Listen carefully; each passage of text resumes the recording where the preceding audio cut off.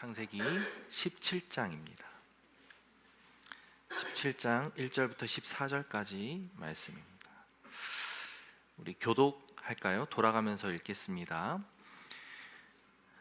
아브라함이 99세 때에 여호와께서 아브라함에게 나타나서 그에게 이르시되 나는 전능한 하나님이라 너는 내 앞에서 행하여 완전하라.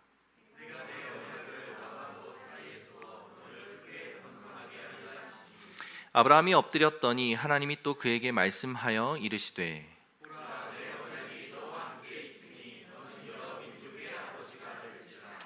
이제후로는 내 이름을 아브라함이라 하지 아니하고 아브라함이라 하리니 이는 내가 너를 여러 민족의 아버지가 되게 함이니라.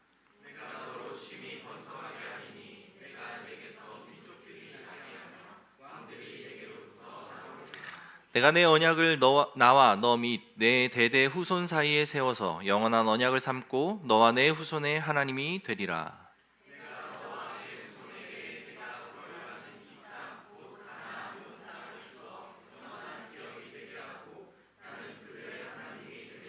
하나님이 또 아브라함에게 이르시되 그런즉 너는 내 언약을 지키고 내 후손도 대대로 지키라.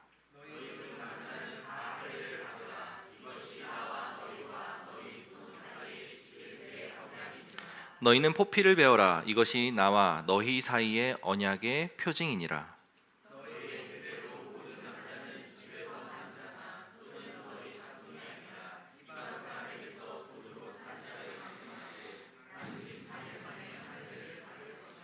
너희 집에서 난 자든지 너희 돈으로 산 자든지 할례를 받아야 하리니 이에 내 언약이 너희 살에 있어 영원한 언약이 되려니와 할례를 받지 아니한 남자 곧 그 포피를 베지 아니한 자는 백성 중에서 끊어지리니 그가 내 언약을 배반하였음이니라. 아멘. 우리 선교사님께서 특별히 저에게 그 사과의 메시지를 전달해 달라고 부탁을 하셨습니다. 열심히 가사를 준비했지만 다른 버전이었다고 합니다. 인터넷을 보고 이제 드래그해서 복붙을 하셨는데 확인을 못 하신 거죠. 이제 선교사님도 나무에서 떨어질 때가 있습니다. 뭐 가끔 떨어지면 좀 좋은데, 네. 종종 떨어지셔서 이제 이해를 해주시면 감사하겠습니다. 이제 저 자리가 쉽지 않은 자리예요. 그리고 선교사님 원래 저 자리를 사역해 오셨던 게 아니라 이제 개척교회 특성상 빈자리 누구든 들어가는 이제 개념으로 들어가 계신 거니까 이해를 해주시면 좋을 것 같아요. 되게 미안해하셨습니다. 동아이가 앞에서 막 하는데 힘들어하는 거 느껴지니까 제가 막 몸둘 바를 모르겠더라고요. 그랬습니다. 뒤에 우리 성교사 우리 성도들 이렇게 뒤에 땀 흘리고 네. 우리 교회에 대해서 안디옥 교회를 통해 계속 이야기를 나누고 있는데 속도를 제가 조금씩 조절하고 싶은 마음에 오늘은 아브라함이 생각나서 아브라함의 이야기를 같이 나눠보려고 아브라함 말씀을 좀 전하려고 합니다. 하나님이 아브라함에게 약속한 약속의 메시지는 너무 유명한 말씀으로 우리에게 알려져 있습니다. 몇 번에 걸쳐서 하나님이 아브라함에게 약속을 하셨는데 그 약속의 핵심은 그거예요. 내가 너로 큰 민족을 이루겠다.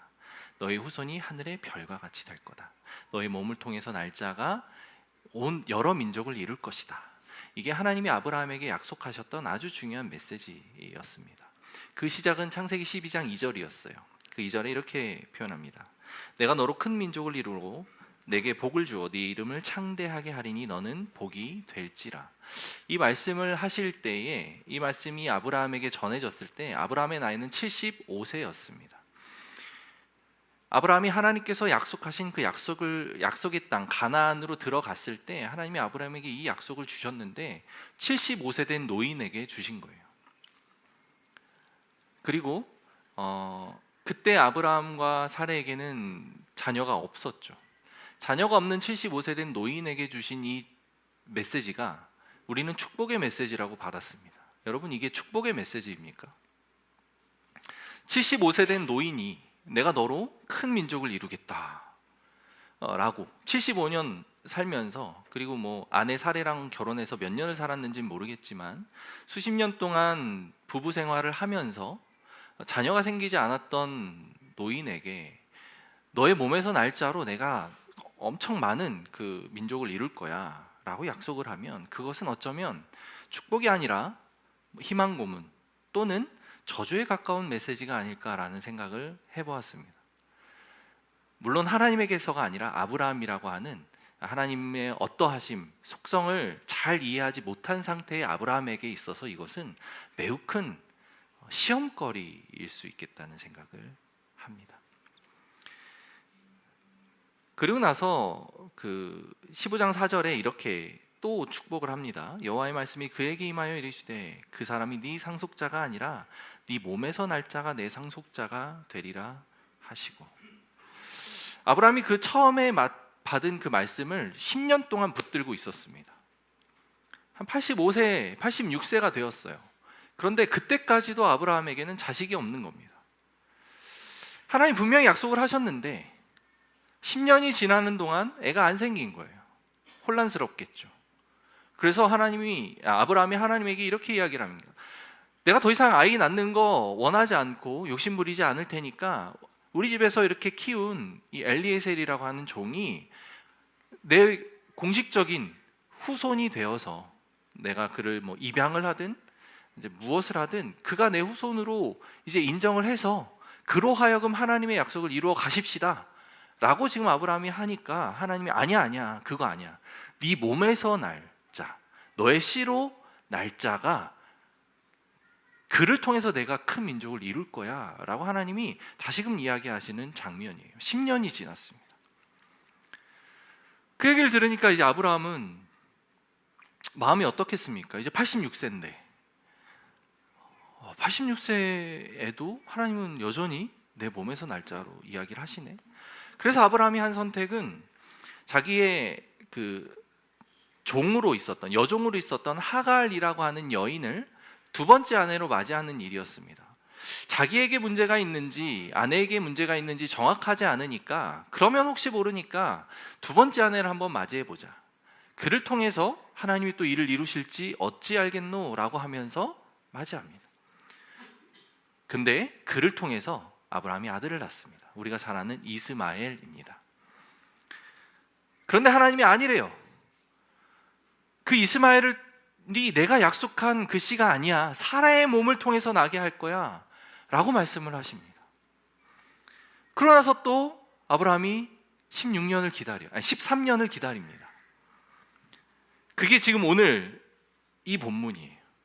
10년을 기다렸고 자기 집에서 길리운 하인을 통해서 이루고자 하나님 앞에 간구했지만 그게 아니다라는 말씀을 듣고, 그러고 나서 또 13년을 기다려서 이제 이스마엘을 낳았는데, 그러고 나서 이제 하나님이 또 약속의 말씀을 주시는 그런 장면이라는 것이지요. 하나님은 침묵하십니다. 우리에게 약속을 주셨어요. 고백교회를 통해서도 약속을 주셨고, 여러분들의 삶을 통해서 하나님은 개별적으로 마음을 주시기도 하고 약속을 주시기도 하고, 그리고 성경을 통해서 온 인류를 향한 하나님의 마음을 드러내시면서 하나님이 우리에게 약속을 하셨습니다. 그런데 하나님의 시간과 하나님의 때는 우리가 생각하는 시간, 우리의 때와는 많이 다른 것 같습니다. 아브라함 대단하지 않습니까? 10년, 13년의 시간들을 하나님이 주신 그 약속을 붙들고 살아온 거예요. 그런데 안타깝게도 우리가 알고 있다시피 아브라함은 자기의 생각과 자기의 방법대로 하나님의 일들을 이루기 위해 애씁니다. 아브라함 중심에 있었던 것은 하나님의 약속은 틀림이 없다라고 하는 기본적인 생각은 있었습니다. 그런데 그것이 어떻게 이루어질지를, 그리고 어느 때에 이루어질지를 온전하게 신뢰하는 마음이 부족했던 것이죠. 어쩌면 이것은 우리의 모습과 너무 다를 바 없는 모습인 것 같았어요. 하나님을 믿습니다. 하나님이 세상을 지으셨다라고 하는 사실도 믿어요. 그런데 내 삶에 대한 그 하나님의 일하심, 내 삶에서 드러나는 하나님의 역사하심, 약속하신 거 있잖아요. 하나님, 내 삶에 있어서 이런 영역들을 회복시키실 것이라고 저는 믿고 하나님이 그 일을 기뻐하신다는 것도 아는데 어느 때입니까? 그리고 어떻게입니까? 그것이 보이지 않을 때 우리는 우리의 방법을 사용합니다. 내 생각대로, 그리고 세상에서 알려주는 지혜를 의지해서, 그리고 세상에서 이야기하는 어떤 여러 가지 물질들이나 세상의 방법들을 동원해서 그 약속들을 이루기 위해 애써갑니다. 그런데 그건 어쩌면 하나님이 기뻐하시는 방법이 아닐 수 있다는 것을 뒤늦게 발견하죠. 하나님 그렇게 침묵하셨던 거예요. 그래서 침묵하신 하나님이 이렇게 1절에서 나타나 말씀하십니다. 아브라함이 99세 때에 여호와께서 아브라함에게 나타나서 그에게 이르시되 나는 전능한 하나님이라. 너는 내 앞에서 행하여 완전하라.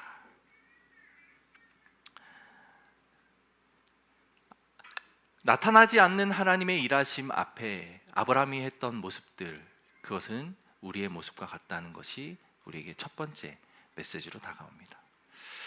여러분들에게 주신 하나님의 말씀들을 붙들고 바라볼 때 하나님의 시각을 회복하시기를 축복합니다. 하나님의 때와 하나님의 시간이라고 하는 개념이 우리 삶에 있었으면 좋겠습니다. 나 온전치 않죠. 쉽지 않죠. 그래서 두 번째 메시지가 하나님이 아브라함에게 하시는 메시지예요. 1절 다시 한번 같이 한 목소리로 읽어볼게요. 준비 시작.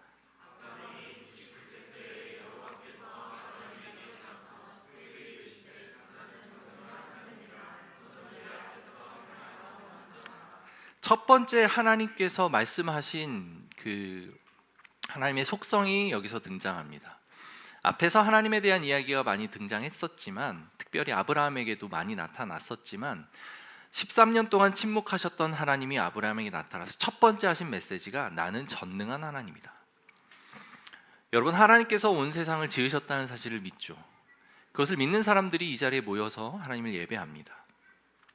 하나님이 천지를 창조하실 때 말씀으로 창조하셨다는 것을 우리는 믿습니다.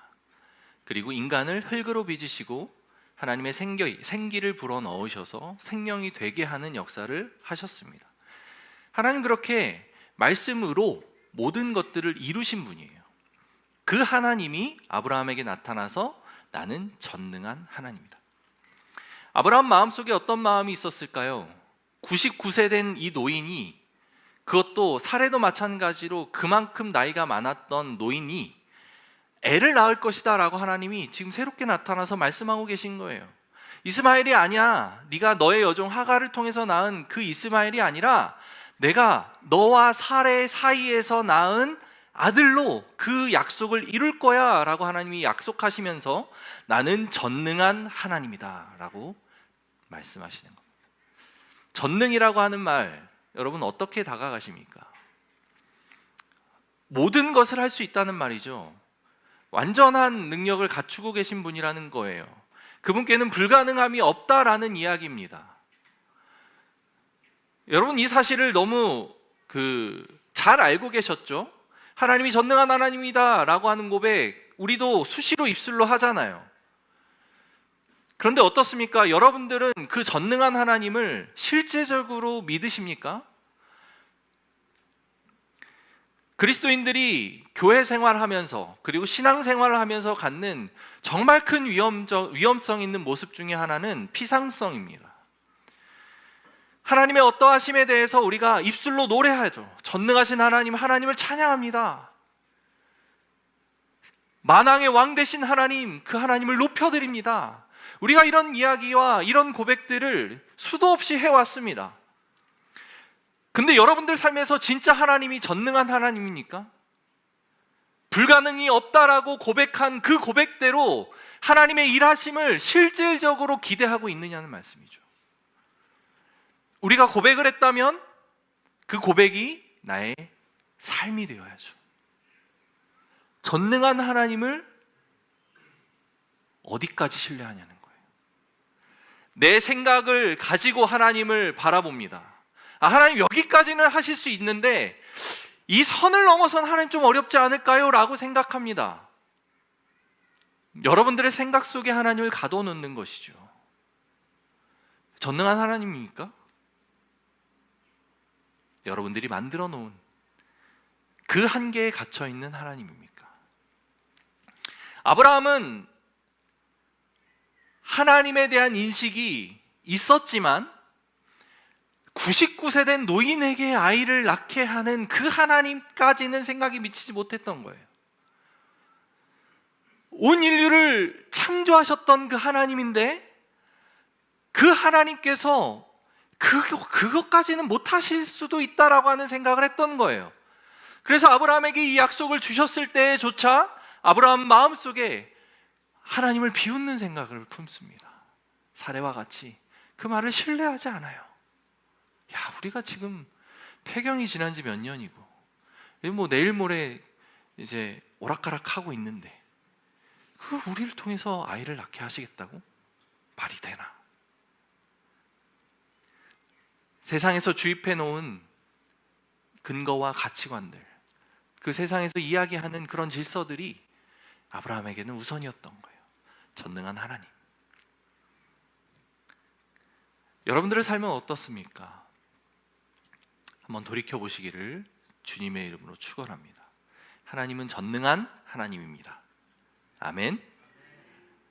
그 하나님은 능력에 제한이 없으십니다. 시간의 제한도 없으시고 공간의 제한도 없으시죠. 그 하나님께서 아브라함에게 이제 보이기를 원하셨던 거예요. 야, 이제 됐구나. 아브라함이 낮아질 때까지 낮아졌고 도저히 자기 생각으로는 이루어질 수 없는 때까지 왔다라고 하는 생각이 미친 그 시점에 이제 하나님께서 아브라함에게 하나님의 전능하심을 드러내겠다라고 작정하고 찾아오신 거죠. 하나님은 어쩌면 이 순간까지 기다릴 수도 있겠다는 생각을 합니다. 내 생각으로는 여기까지인데 하나님은 그 너머를 보고 계시다라고 하는 것을 우리가 알기를 원하시는 것 같아요. 그 선이 없으신 하나님. 그런데 이제 그 하나님께서 아브라함에게 나타나셔서 우리가 좀 이해할 수 없는 그 말씀을 하십니다. 다시 1절인데 나는 전능한 하나님이라 이후에 하나님께서 뭐라고 말씀하십니까? 너는 내 앞에서 행하여 완전하라. 하나님의 전능하심을 나타내고 드러내신 후에 아브라함에게 이제 그러니까 너는 내 앞에서 행해서 완전해라 라고 말씀하십니다. 이 행하다 라고 하는 단어는 걷다, 그 다음에 가다 라고 하는 의미예요. 내 앞에서 가라는 말씀이에요. 근데 완전하라는 이야기죠. 여러분, 인간이 완전할 수 있습니까? 인간은 완전할 수 없습니다. 완전하지 않은 존재예요. 이 땅 자체에 완전함이라고 하는 것은 없습니다. 하나님 외에는 존재하지 않아요. 그런데 그 사실을 하나님이 모르시겠습니까? 하나님은 인간이 완전할 수 없다라고 하는 사실을 누구보다도 잘 아셨습니다. 아브라함이 지속해서 지금 실수해 오는 것도 잘 아셨고 지금 이후에도 아브라함이 실수할 거라는 사실 또한 하나님은 잘 아셨습니다. 그런데 하나님은 지킬 수 없는 말씀을 주시는 것처럼 너는 내 앞에서 걸어가며 완전해라 라고 이야기를 합니다. 어떤 의미일까요? 먼저 걷다라고 하는 개념을 좀 살펴보면 좋겠습니다. 내 앞에서 행하여 라고 하는 개념을 우리가 알았으면 좋겠는데 여러분들 아이를 이제 키워보신 분들은 이해를 하실 겁니다. 아이가 내 앞에서 이렇게 아장아장 걸어갑니다. 물론 아이가 이제 성장 단계에 따라서 걸어가는 모습 또는 그 정도가 좀 달라지겠죠. 어떤 애들은 뛰어댕기기도 되고 어떤 애들은 이제 아장아장 이렇게 걷기도 하겠죠. 근데 부모는 아장아장 걷는 아이를 이제 길에서 걸어가게 할 때 혼자 두지 않습니다. 부모가 아이 뒤에서 걸어가죠. 그래서 넘어지려고 하면 부모가 그 아이를 잡아줍니다. 아이는 완전하지 않고 잘 걸을 수 없지만 뒤에 있는 부모로 인해서 안전해집니다. 완전하진 않지만 안전해지죠. 어쩌면 하나님께서 이것을 좀 우리에게 형상화, 이미지화하고 싶어 하지 않았나 싶은 생각이 있습니다. 코람데오라고 하죠. 우리가 하나님 앞에서 행하다. 우리가 하나님 앞에 있으면 그 아이처럼 불완전할 수 있어도 넘어질 때마다 붙잡아 주시는 그 하나님으로 인해 어느 정도는 온전한 모습을 갖춰갈 수 있지 않을까라는 생각을 합니다. 그래서 여러분들이 하나님 앞에 있을 때 우리는 조금 더 온전하게 행할 수 있게 되는 것이죠. 뒤에 부모가 있으면 아이는 든든함을 느낍니다. 그리고 또 한편으로는 조금 더 이제 큰 아이들은 이제 부모가 앞에 있으면 거짓말과 부모를 속이려는 일을 잘 하지 않습니다. 부모가 보이지 않을 때 거짓말 또는 탈선, 일탈을 하기 위해 애쓰죠. 그래서 코람데오라고 하는 것, 하나님 앞에 있을 때 우리는 죄의 영역이나 또는 우리의 연약한 영역이나 그것이 무엇이 됐든 조금은 더 완전해지는 것을 경험할 수 있는 거죠. 그런데 이것으로 설명이 충분하지 않습니다. 완전하라는, 하나님이 사용하시는 이 완전하라라고 하는 단어는 조금 더 나아짐을 의미하는 것 같진 않기 때문입니다. 그래서 오늘 본문에서 어떤 내용이 나오는지를 한번 보니 아하, 하나님께서 이것을 말씀하셨구나라는 것을 깨닫습니다. 10절 말씀입니다. 10절 말씀을 같이 한번 읽어볼게요. 준비 시작.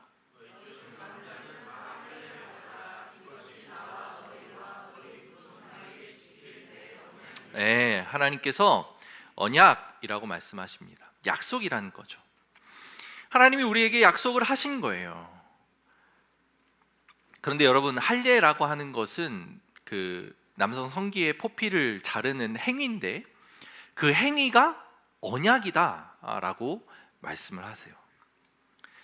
그리고 할례라고 하는 개념을 이제 하나님께서 아브라함에게 가르치십니다. 이것은 하나님이 앞에서 이야기한 너는 내 앞에서 행하여 완전하라 라고 하는 그 메시지를 받습니다. 그 메시지를 설명하는 부분이에요. 어떻게 인간이 완전해질 수 있습니까? 할례를 통해서 완전해질 수 있습니다. 왜냐하면 그 언약이기 때문에, 언약 가운데로 우리가 들어가는 거기 때문에. 그럼 할례는 무엇입니까? 할례는 신약시대에 넘어와서 이 할례를 상징하는 이야기들이 많이 등장합니다. 요약해서 말씀드리면 할례는 예수님이 우리를 위해 십자가에 못 박혀 죽으셨다가 다시 살아난 것, 그것을 상징합니다. 포피를 자르는 것은 옛 사람이 죽는다라고 하는 것을 의미해요. 그리고 죽는 것에서 그치는 게 아니라 예수님과 함께 다시 살아나는 것을 의미하는 것이죠. 예수님께서 십자가에 못 박혀 죽으셨습니다. 누굴 위해서 죽으셨습니까? 우리를 위해 죽으셨죠. 우리 죄를 해결하기 위해 죽으셨습니다. 그래서 예수님의 죽으심을 우리가 믿고 예수님과 함께 십자가에 못 박히면 우리는 죽었다가 부활하신 예수님처럼 다시금 살아납니다. 다시금 살아난 우리의 모습은 완전합니다. 여러분들은 예수님과 함께 십자가에 못 박혔다가 다시 살아난 사람들입니다. 그래서 우리는 하나님 앞에 완전한 존재들이라고 하는 사실이에요. 지금 하나님이 아브라함에게 약속하시고 명령하신 너는 내 앞에서 행하여 완전하라 라고 한 이야기는 바로 이것을 의미하는 거예요. 여러분들은 완전한 존재입니다. 믿으십니까? 우리는 하나님 보시기에 이미 완전해진 상태예요. 하나님 보시기에 하나님과 거하고 하나님 자녀가 되고 하나님과 함께 천국을 누리기에 이미 충분한 존재라고 하는 사실입니다. 그런데 이상하죠? 나는 여전히 우리 집에서 때로는 와이프한테 승질도 내고 애한테 승질도 내고 제 얘기입니다. 애를 두드려 패기도 하고 막 합니다. 나는 불완전한 것 같은데? 나는 여전히 하나님 앞에 다듬어져야 되고 훈련되고 해야 될 영역들이 너무 많은 것 같은데? 직장에서 일터에서 막 그 승질나게 하는 그 이제 동료 직원들 보면 막 이게 참을 수 없습니다. 막 이렇게 올라오는데 그런 나를 보면서 하나님 완전하다고요? 어떻게 그럴 수 있죠? 하나님께서 우리에게 약속하신 것은 바로 우리의 신분이에요. 여러분들의 신분은 완전한 깨끗한 상태, 하나님의 자녀된 상태로 바꾸셨다. 예수님의 십자가 사건을 우리가 수용하는 순간, 예수님을 우리 삶의 주인으로 영접하는 순간 우리는 온전해졌다, 완전해졌다 라고 하나님이 선언하신 겁니다. 내가 어떻게 느끼든, 내 감정이 어떻든, 내 삶의 어떤 상황들이 얼마나 불완전한든 상관없이 내 상태는 그러하다라고 하나님이 인정하신 거예요. 이거는 하나님께서 선언하신 겁니다. 내가 부인하든 부인하지 않든 그건 상관없습니다. 하나님 그렇게 말씀하신 거예요. 그래서 우리는 그런 존재예요. 그럼 여전히 불완전한 상태는 어떻게 설명할 수 있습니까? 그것은 우리의 죽어진 옛 자아입니다. 이미 죽었는데, 그래서 없어졌는데, 옛 사람은 여전히 습관처럼, 여전히 굳어져 있는 옛 어떤 모습처럼, 기억처럼 우리에게 잔존해 있는 거예요. 왕자와 거지 이야기 아시죠? 거지가 왕자가 되고 왕자가 거지가 됩니다. 신분이 완전히 바뀌었는데 그들은 자기들에게 익숙했던 옛 습관대로 살아가고자 그 몸이 자동으로 반응하는 것을 경험하면서 힘들어하죠. 이와 같습니다. 우리의 신분은 왕의 자녀의 신분으로 변화된 거예요, 여러분.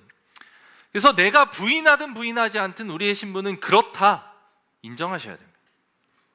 우리의 습관이, 옛 자아가 여전히 나를 괴롭힌다 할지라도 그럼에도 불구하고 우리는 하나님의 자녀다. 그렇기 때문에 우리는 완전할 수 있는 거예요. 예수님의 보혈이 우리를 덮었고 그 덮은 것으로 인해 하나님이 우리의 죄의 모습을 더 이상 관여하지 않겠다, 보지 않겠다라고 하셨기에 우리는 완전해집니다. 여러분, 이 사건의 이 지금 그 과정 속에 우리가 한 일이 있습니까? 우리가 한 일이 뭐가 있습니까? 우리가 한 일은 그것을 수용한 것뿐이에요. 다 하나님이 하셨어요.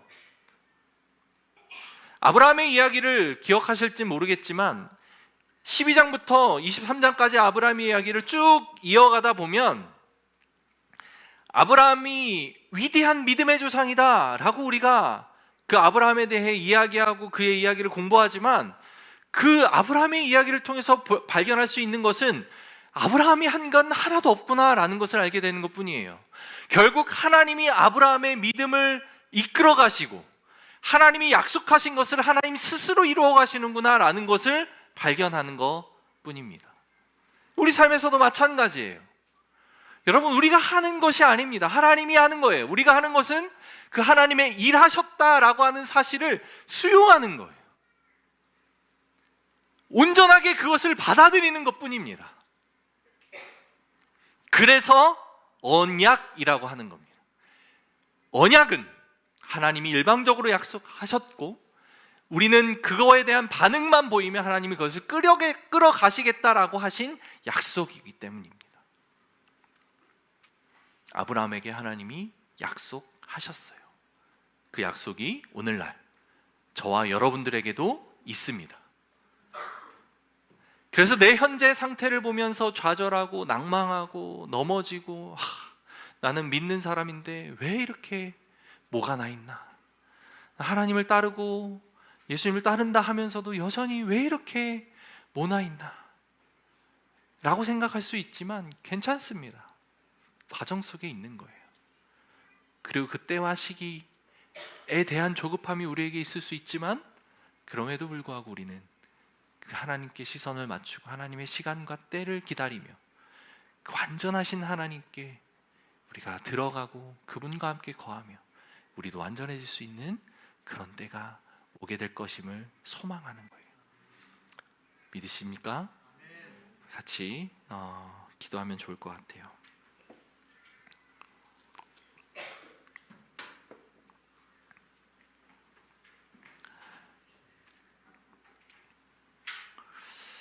하나님은 아브라함에게 약속하셨고 그 약속을 계속 반복하시면서 아브라함을 다독이십니다. 그런데 그런데 아브라함은 많이 연약하고 부족했죠. 우리가 보기에 터무니없는 모습까지도 발견합니다. 아내를 누이라고, 여동생이라고 속이면서 자기 목숨 챙기려고 했던 그런 모습도 보이고요. 지금처럼 하나님의 때와 약속을 온전히 신뢰하지 못하고 인간적인 방법을 동원해서 자기 여종을 통해 아이를 낳아보려고도 하고, 하나님의 약속, 그 하나님의 사명을 내 힘으로 한번 성취해보고자 애쓰기도 하고, 이런저런 좀 부끄럽고 부족한 모습들 투성이인 아브라함의 모습이지만, 우리가 아브라함을 통해서 배울 수 있는 것이 있습니다. 아브라함은 하나님이 주신 약속의 말씀을 잊지 않았습니다. 그리고 스스로 그것을 포기하지 않았어요. 이게 아브라함이 보인 믿음의 반응입니다. 그리고 이것은 우리가 보여야 할 믿음의 반응이라고 저는 믿습니다. 하나님 말씀하셨습니다. 내가 너를 사랑한다. 내가 너를 자녀 삼아 주었다. 내가 너를 위해 이만한 것들을 준비해놨다. 너는 그냥 그것을 받아들이기만 하면 돼. 너는 그냥 그것을 수용하기만 하면 돼. 지금 눈앞에 무언가 명확한 게 나타나지 않아도 좋습니다. 괜찮아요. 하나님이 당신을 사랑하시니까, 하나님 완전하시니까, 하나님 전능하시니까, 그런 하나님이 나와 함께 하신다라고 약속하셨으니까, 하나님이 나를 포기하지 않을 것이라고 말씀하셨으니까, 그리고 하나님이 분명히 나와 함께 그 일들을 이루어 가시기를 기뻐하시고 바라신다는 것을 우리가 알기 때문에 괜찮습니다. 그래서 그냥 그 길을 가는 거예요. 부족해도 넘어져도 괜찮습니다. 가면 됩니다. 내 힘으로 가는 것이 아니라 예수님의 그 십자가 보혈의 공로를 의지해서 하나님의 자녀된 신분으로 나아가는 거기 때문에 그렇습니다. 사랑하는 성도 여러분, 그것을 품고 담대하게 하나님 앞으로 나아가서 그분의 완전하심으로 우리의 완전함을 이루어가는 복된 성도님들의 우리의 삶이 되게 하여 주옵소서. 우리 그렇게 같이 말씀을 붙들고 기도합시다. 여러분들의 삶에서 10년이 되고 13년이 되고 20년이 되고 기다려야 되는 일들이 있을 수 있습니다. 그러나 나의 때와 하나님의 때가 다르다는 사실을 기억하며 하나님의 일하심을 꿈꾸고 포기하지 않고 기도하며 나아갈 때 하나님의 일하심이 우리 삶에 나타날 줄로 믿습니다. 하나님의 전능하심을 믿으십시오. 하나님의 어떠하심을 믿으십시오. 그 하나님이 저와 여러분들의 삶을 그렇게 이끌어 가실 겁니다. 우리 같이 기도하며 나아갑시다. 하나님 아버지 감사합니다. 하나님께서 아브라함의 삶을 통해 드러내고자 하시는 사실을 우리가 기억합니다. 아버지 하나님, 아브라함이 잘나서 아브라함이 능력이 출중해서 그가 하나님 앞에 보이기에 완전한 모습이어서 그를 택한 것이 아니라는 사실을 우리는 잘 알고 있습니다. 하나님, 우리가 그 앞에서 행하여 완전하기를 원합니다. 그러나 그것은 나의 힘이 아니라 하나님께서 이끌어 가신다는 사실을 우리가 기억하고 나아가게 하여 주시옵소서. 나의 때와 하나님의 때가 분명히 다르다는 사실을 우리가 마음 깊이 품고 묵상하며 나아가는 복된 시간들이 될 수 있도록 하나님 역사하여 주시옵소서. 하나님, 우리는 어찌할 수 없습니다. 우리는 그렇게 연약한 존재입니다. 그러나 하나님이 하신 일을 바라보며 하나님이 그렇게 하시겠다라고 선언하신 일을 바라보며 아버지 하나님 전능하신 하나님을 의지할 때 주님, 우리의 부족함과 연약함은 하나님 앞에서 사용되는 도구로 드러날 수 있음을 믿습니다. 하나님, 그것을 고백하며 나아가오니 하나님 일하여 주시옵소서. 하나님, 그 일들을 우리 가운데 풍성하게 나타내 주시옵소서. 우리 한 가지 더 기도합시다. 하나님께서 전능하신 하나님임을 얼마나 신뢰하십니까? 그 전능하심의 기준과 범위가 어디까지입니까? 혹시나 그 기준을 정해놓고 하나님의 전능하심을 말하고 있지는 않습니까? 우리가 하나님의 전능하심이라고 하는 그 능력에 대해 피상적이고 추상적으로 생각하고 있지 않는지 반성해 보기를 원합니다. 그렇다면 구체적으로 그 전능하신 하나님의 능력이 나타나기를 원하는 영역에 대해 하나님 앞에 내려놓읍시다. 내가 정해놓은 기준과 선에 대해 묵상하게 하시고 그 기준과 선을 무너뜨리시기를 원하는 그 하나님 앞에 나아갑시다. 그래서 하나님, 그 전능한 하나님 일해 주십시오. 그렇게 고백하며 주님 앞에 나아갑시다. 기도합시다. 하나님 아버지 감사합니다. 하나님은 전능한 하나님의 전능하심을 가둬놓고 있지는 않습니까? 아버지 하나님, 일하여 주십시오. 하나님, 우리 삶에 나타내 보여주십시오. 하나님의 전능하심이 우리 삶에 나타나는 복된 성도들의 삶이 되게 하여 주십시오. 아버지 하나님, 제안하고 하나님의 능력을 우리가 가둬놓고 있었다면 아버지, 우리의 생각에 갇히신 하나님이라고 하는 사실을 우리가 깨닫고 그 하나님의 말씀을 붙들고 하나님의 전능하심을 온전히 드러내 보이는 내 성도님들의 삶이 되게 하여 주시옵소서. 주님, 어떤 것을 내려놓기를 원합니까? 어떤 영역에 하나님께서 일하시기를 원하십니까? 아버지 하나님, 포기하지 않고 그것을 향해 나아갈 수 있는 복된 우리의 믿음이 되게 하여 주옵소서. 선언하신 그 하나님의 선언하심을 온전히 신뢰하고 나아가게 하여 주십시오. 주여, 복된 그 하나님의 말씀 앞에 무릎 꿇고 나아가는 귀한 우리 성도님의 삶이 되기를 원합니다. 주님, 일하여 주십시오. 주님, 일하여 주십시오. 하나님의 아버지 되심을 신뢰하며 하나님의 전능하심을 우리가 온전히 의지하며 나아가는 아버지 하나님, 귀한 모든 성도님들의 삶이 되게 하여 주십시오. 아버지의 그 어떠하신 그 속성들이 우리 성도님들 삶에 비상적으로 추상적으로 인식되지 않게 하여 주십시오. 아버지 하나님, 온전히 주님을 신뢰합니다. 하나님의 완전하심을 신뢰합니다. 그 앞에서 나아가는 귀한 성도님들의 모습이 되게 하여 주십시오. 주님, 일하여 주십시오.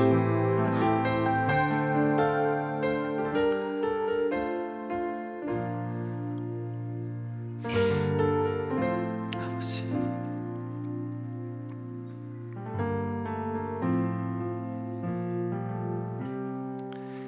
하나님, 우리는 완전할 수 없는 존재입니다. 그러나 우리 주님께서 흘리신 보혈의 공로로 하나님 앞에 완전한 존재로 섰음을 믿습니다. 사단이 나를 참소합니다. 네가 그래가지고 어떻게 하나님 일을 하겠냐? 네가 그래가지고 예수 믿는 사람이라고 이야기할 수나 있겠냐? 네가 그래가지고 목사라고 할 수 있겠냐?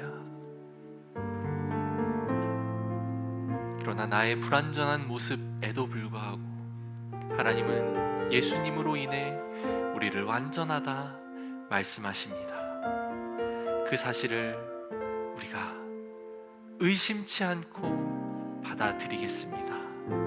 하나님, 그 은혜를 우리에게 부어 주시옵소서. 우리가 입술로 하나님이 전능하다라고 고백하면서 그 전능하신 하나님의 어떠하심을 내 생각과 내 판단으로 가둬놓고 있지는 않은지 주님, 반성하게 하여 주옵소서.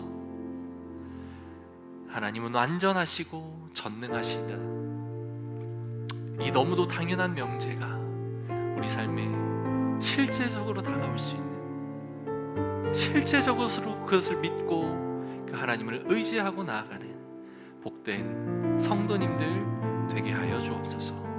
감사드리며 살아계신 예수님의 이름으로 기도합니다. 이제는 우리를 구원하신 예수님의 은혜와 하나님의 사랑과 성령님의 교통하심이 이 말씀 앞에 온전히 서고 깨닫고 돌이키고 다시금 하나님 앞에 일어서기를 원하는 사랑하는 성도님들 머리 위에 이제로부터 영원토록 함께 있을지어다. 아멘.